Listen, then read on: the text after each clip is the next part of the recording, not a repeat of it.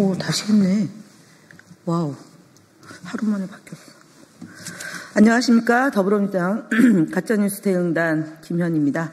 함께 하신 법률지원 대응단 김동아 의원이십니다. 죄송합니다. 민주파출소 제보 현황 종합보고 드리겠습니다. 6월 3일 9시 기준으로 3,596명이 방문하였고 1,983건의 제보가 접수되었습니다. 누적 건수로는 총 47만 6,928명이 민주파출소를 방문했고 16만 1,424건의 제보가 접수되었습니다. 누적 제보 통계 보고 드리겠습니다. 매체별로는 유튜브가 28,755건으로 17.8%로 제보되었으며 가장 높은 수치로 기록했습니다. 네이버는 23만 813건으로 14.7%입니다. SNS는 2만 3,709건으로 14.6% 순으로 제보되었습니다. 그동안 국민들의 제보가 대선 기간 동안 허위 사실의 근절과 깨끗한 정보 환경 조성에 큰 도움이 되었습니다. 감사합니다. 대선 기간 가짜뉴스 대응단의 주요 활동 및 조치, 그에 따른 결과와 성과를 종합 보고 드리겠습니다. 언론 대응 조치 및 결과에 대해 종합 보고 드리겠습니다. 이번 대선 기간 동안 가짜뉴스 대응단은 총 89건의 보도에 대해 인터넷 선거 보도심의위원회 이의 신청을 제기하였고 그 결과 주의 2건, 공정보도 촉구 25건, 기사 삭제 2건, 기각 9건, 각하 2건의 결정이 있었습니다. 또한 언론중재위원회는 각 6건을 제소하였으며 언중의 절차상 해당 사건들의 중재는 선거 이후에 이루어질 것으로 보입니다. 선거가 빠르게 전개되면서 인터넷 신문에 대한 대응 건수도 자연스럽게 증가하였고 이를 심의하는 인터넷 선거 보도심의위원회는 신속한 판단을 위해 최선을 다해 주었습니다.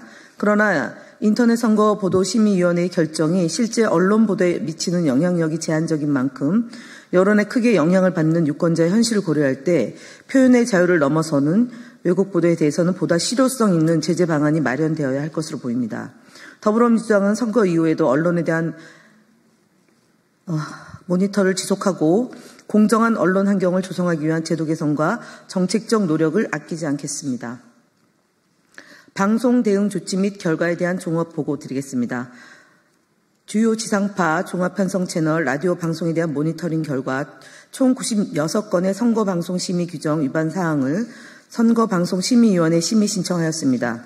그러나 유일인 방송통신 심의위원장의 사퇴 논란 등으로 인해 선방심의가 제대로 정상적으로 운영되지 못하였으며 현재까지 단 3차례 회의만 개최되는 등 심의가 이루어지지 않고 있습니다.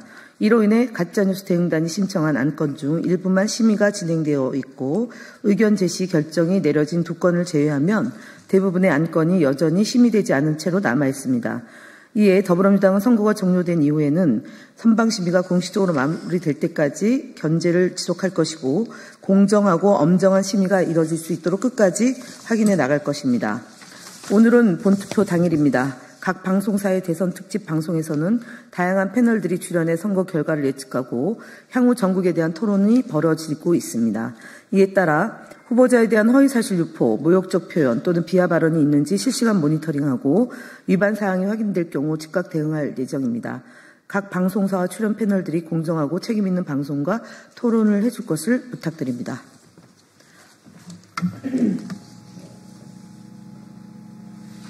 네, 이어서 하겠습니다. 유튜브 대응 활동 및 성과에 대해 종합 보고 드리겠습니다.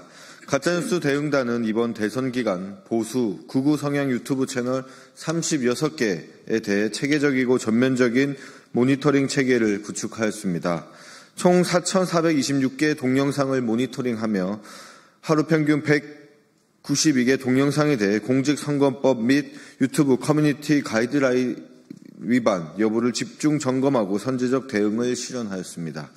그 결과 총 605건의 동영상에 대해 구글과 중앙선거관리위원회에 신고를 접수하였고 이 중 구글을 통해 동영상 삭제 23건, 유튜브에 의한 비공개 전환 및 자진 삭제 14건, 명예훼손에 따른 접속 차단 6건, 연령 제한 콘텐츠 지정 및 제한적 콘텐츠 승인 각 3건 등의 조치가 이루어졌습니다. 다만 중앙선관위를 통한 허위 조작 정보 유포 콘텐츠에 대해 실질적인 제재가 이루어지지 않은 점은 아쉬움으로 남습니다. 사회적 영향력이 가장 큰 플랫폼으로 자리 잡은 유튜브를 둘러싼 법적 통제 수단이 여전히 미비하다는 점도 분명한 과제로 남아 있습니다. 가짜뉴스 대응단은 변화하는 여론 환경에 대응하기 위해 미비한 법 제도의 정비와 함께 국민이 안심할 수 있는 건강한 정보 환경 조성을 위해 지속적으로 노력하겠습니다. 다음 불법 현수막 대응 조치 및 성과에 대한 결과 보고입니다. 가짜뉴스 대응단은 대선 기간 민주파출소를 통해 총 796건의 현수막 관련 신고, 제보를 접수받았습니다. 이 중 83건을 안전신문고와 중앙선거관리위원회에 신고하였으며 총 21건의 불법 현수막을 철거하는 성과를 이뤘습니다. 한편 중앙선관위는 불법 현수막 조치에 대해 편향적인 유권 해석으로 공정성에 의문을 갖게 할 만한 조치를 취하기도 하였습니다. 향후 선관위의 객관적이고 일관적인 법 적용을 위한 제도 개선을 촉구합니다.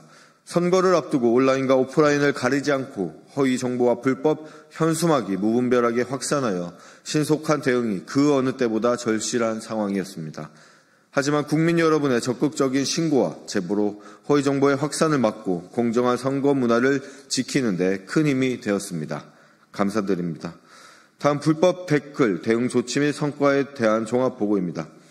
본선거 기간 동안 네이버 댓글에 대한 공직선거법상 후보자 비방 및 허위사실 공표 등 위반 여부를 모니터링한 결과 총 401건을 선관위에 신고하였으며 이 중 41건은 삭제 조치되고 23건은 자진 삭제되었습니다.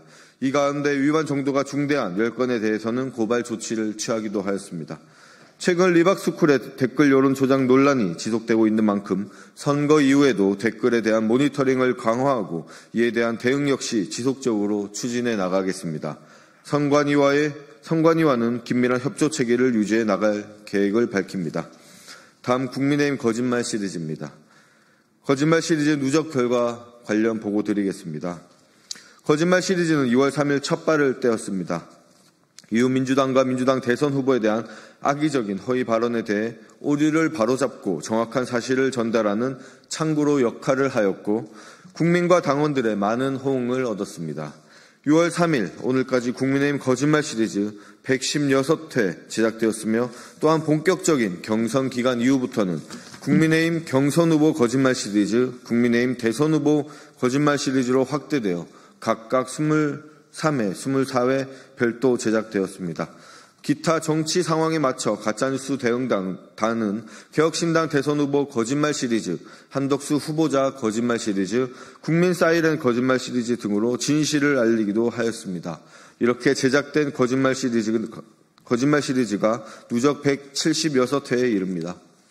12.3 불법 계엄 이후 탄핵, 오늘 대통령 선거까지 6개월 동안 많은 국민들이 혼란한 정치 상황과 그에 따른 허위 사실의 벌람으로 많은 걱정을 느끼셨을 겁니다.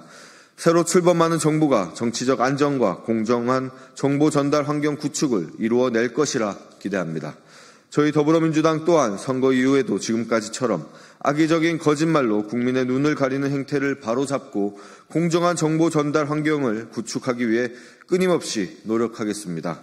아울러 대선 기간 1일 브리핑은 18회 1일 브리핑을 바탕으로 한 델리민주파출소 뉴스 포렌식 프로그램은 17회 진행되었습니다.